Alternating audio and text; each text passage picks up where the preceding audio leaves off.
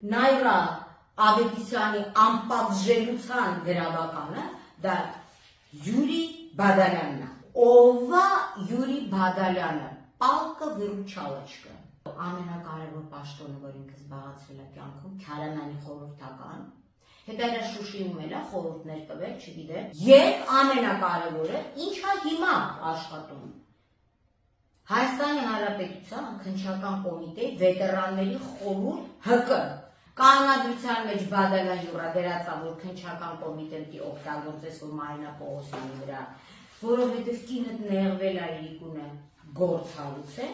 հա, գոյություն չունեցող հոդվածներով։ Ձևավորում են ավանդույթներ, իննապաստ թե քննչական կոմիտեի հիմնարկության